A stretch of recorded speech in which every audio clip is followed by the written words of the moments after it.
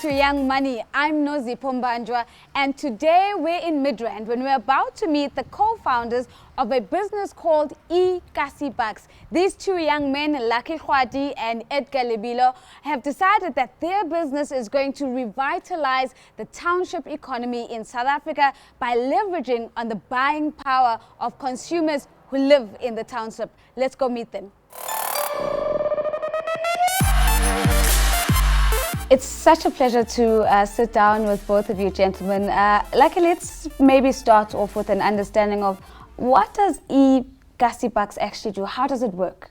Kgwadi is basically a township, a customer loyalty program where we are basically trying to engage your township businesses to work together with customers to build the township economy. How it works, it's simple. We issue out your Kgwadi cards to your merchants. We have merchants around the townships nationally. We issue cards and the customers can just basically go to a merchant, our participating merchants, to make a purchase and get a free Kgwadi and make a swipe on every purchase. And they earn the Kgwadi which can be redeemable at any participating merchant. So it's a coalition program. We work across all sectors, be your restaurant, be your bottle stores, like all sorts of businesses. I mean, I think this is a fantastic idea, Edgar, in particular because there's been a big focus in South Africa on how do we revive township economies. So how does Kgwadi actually, at a broader scale, contribute to building strong township economies? Okay, the reason why the project was started was the fact that we saw a lot of companies that are coming into Kgwadi. Okay, there's a lot of complexes that are being built. There's malls now, and the sad thing is that the businesses in the townships, right? The people who've been owning businesses for about 30 years, our Mazuma and whoever, they do not have the financial capacity to rent out the space, right? So the reason why we wanted Kgwadi we introduced Kgwadi into the program was to make sure that we help small businesses attract customers who are basically going to your large retail stores, which can be able to rent out space in large malls and everything. So we wanted to recapture those customers and bring them back to support Kgwadi businesses. And how long has the business been in operation? And I'm asking with the intent of actually also understanding what the traction and reception has been from the market. We basically launched the program in July, so we've been in business for about 4 or 5 months now. So 4 or 5 months you're on the ground, Edgar, and how have consumers in the township responded? Consumers are loving the program. They understand the concept of how can I put it? They understand the concept of supporting local businesses. They understand the importance of spending their money in local businesses. So the reception from the consumers, they've been using the cards in the businesses that we have enrolled the project in. So the program has been running in those businesses and they've been using the system and they're enjoying the benefits. And of course, on the one hand, you've got the consumers that are quite receptive, but you also have to be constantly engaging with businesses and getting more businesses on board. Talk to us about the type of businesses that have come on board as participating partners. You say you're across industries. Can you give us some examples? As I've mentioned, we work with your restaurants, we work with your spaza shops, we work with your supermarkets, we work with your guest houses, your B&B, all sorts of businesses. Yeah. And how do the points work? I mean, is it a 1 rand for 1 point? How are you quantifying what makes a reward? It depends. It depends on the business. We go to the business with the system.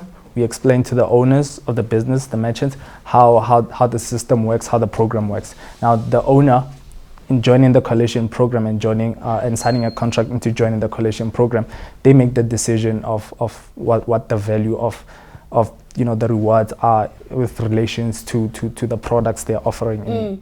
And so and I'm trying to get a very practical example. So if I am from Mabopane and I decide that I'm going to shop at the local Mr. Price or whatever shop it is, I get my points or my rewards. Am I able to use those points and rewards at another merchant place? And if that's the case, and everybody gets to decide what is the value of their rewards, how are you making sure that these are constantly aligned?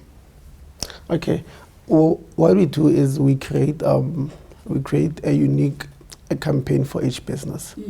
If you're a clothing business, we create a unique campaign that is basically going to suit your business. If you are a supermarket, we create a separate campaign that is specifically going to suit your business. So in terms of keeping track of the rewards, we don't necessarily give a regulatory thing about the rewards. What we do with that is we ensure that every business that's participating in the program, they offer rewards and reasonable rewards in that regard.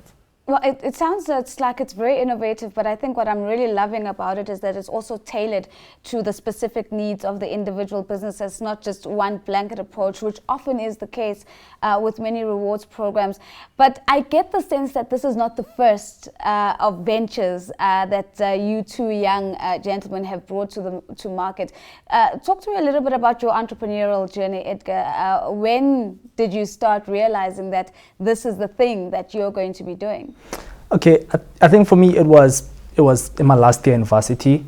I finished my varsity in 2011, right? And going into 2012, okay, I realized that, you know, I had a lot of pressure from my parents to get a job and everything, fine. But then I realized that my passion is with regards to developing, you know, the world, innovating the world, and building things. So I just decided to take on an entrepreneurship path since 2012. So we registered our business since 2012, and from there on we've just been coming up with project after project after project and trying to implement. We've done CSI projects in universities where we were teaching students about business and investment.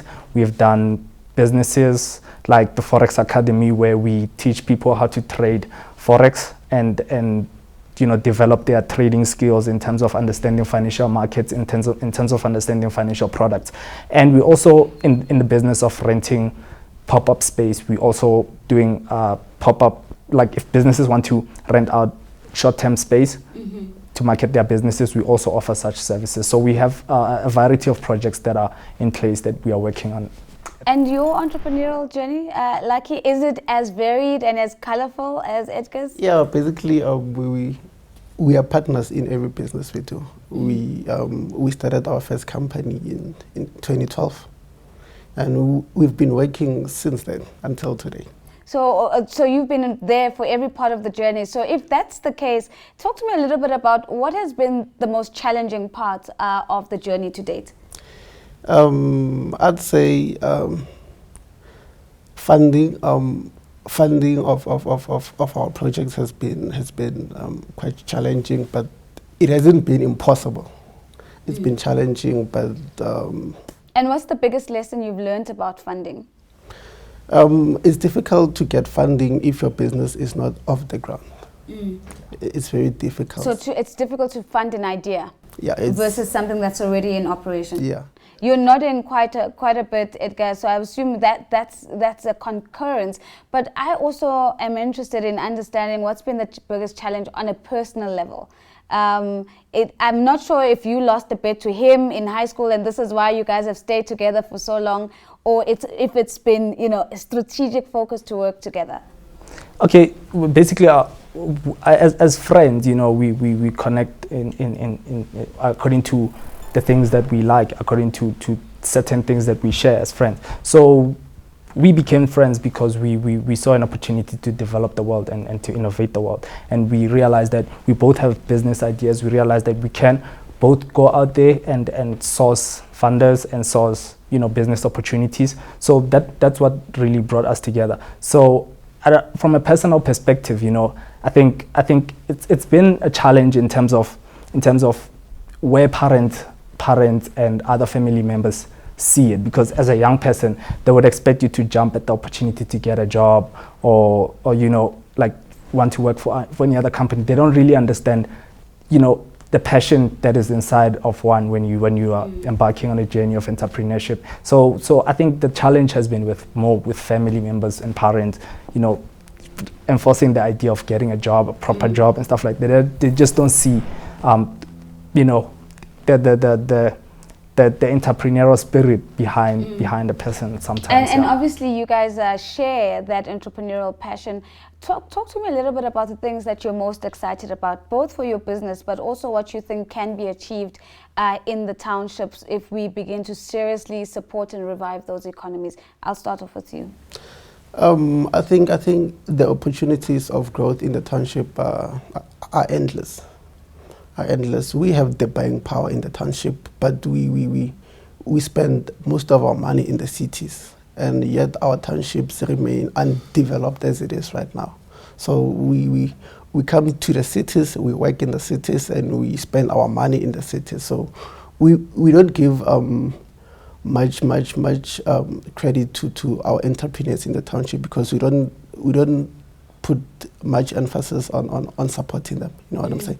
So what we basically want to do is to create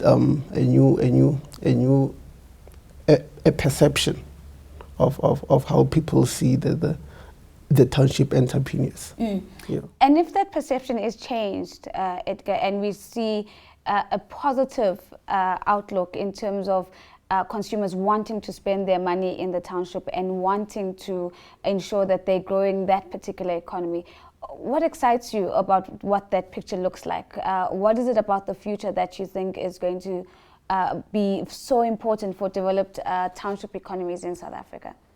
Okay, I would say that, you know, townships are still in the developing stage, like our country is, you know, and you know, the more we invest in them, the more we are able to actually help them grow, the more we are able to develop schools, the more we are able to develop parks, roads, everything, and stop relying on government. So for me, you know, the picture that's there is people taking responsibility for developing townships, not only on a business level, but also on a you know, socio-economic level, where we develop the roads, where we develop schools, where businesses, you know, as much as they're getting money from the community members, they're able to take that money and redevelop communities. So that's the kind of future I see, because we can't keep on depending on large institutions which are situated in other areas to come in and develop areas which we live in. If you could change one thing about the current mindset that big business has about investing in the township, what would that be?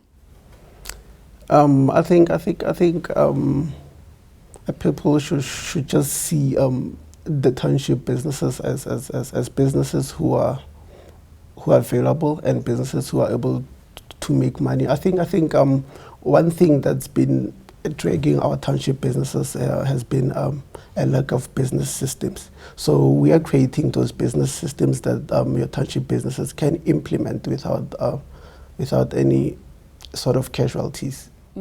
Well, there you have it. It's two young men who are doing their bit in terms of revitalizing township economies in South Africa. And the view is that if consumers who hold a lot of buying power in the township begin circulating their money within the townships, we then might be able to see sustainable economies emerging thereon. And that's how we go to break. When we come back, more Young Money. Don't go away.